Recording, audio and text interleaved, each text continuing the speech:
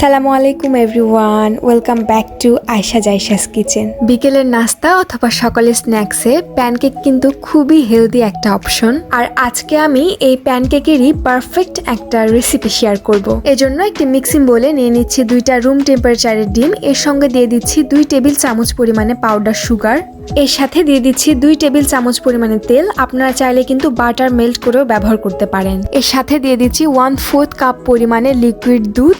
এবার এই সবগুলো উপকরণ একটি ব্লেন্ডারের জারে নিয়ে 10 থেকে 20 সেকেন্ডের মতো এটা ব্লেন্ড করে নিব।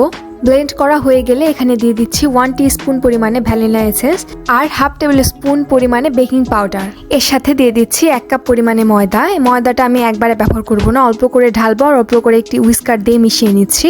এভাবে খুব সুন্দর করে মিশিয়ে নিব যাতে কোনো লাম্পস না থাকে। আর ব্যাটারের কনসিস্টেন্সি আশা করছি স্ক্রিনে দেখে বুঝতে পারছেন। এবার একটি ননস্টিক প্যান নিয়েছি আর টিস্যু দিয়ে তেল ব্রাশ করে দিচ্ছি। এবার প্যানে ব্যাটারটা দিয়ে একটি ঢাকনা দিয়ে ঢেকে দিচ্ছি। 10 সেকেন্ড পরে ঢাকনা উঠিয়ে প্যানকেকের মধ্যে এরকম একটু বাবল আসলেই কিন্তু বুঝতে হবে যে ব্যাটারটা পারফেক্ট হয়েছিল। তারপরে সুন্দর করে দুই দিকে পারফেক্টলি কুক করে নিলেই কিন্তু প্যানকেকটা একেবারে রেডি হয়ে যাবে। তো হয়ে গেল আমার মজাদার প্যানকেক। দেখলেনই তো এটা কত ইজি রেসিপি। এর উপরে আমি একটু মাপেল সিরাপ দিয়ে গার্নিশ করে দিয়েছি। আপনারা চাইলে মধু দিয়েও গার্নিশ করতে পারেন। আশা করছি আমার এই সিম্পল রেসিপিটা আপনাদের কাছে ভালো লেগেছে। Thanks for watching. আল্লাহ হাফেজ।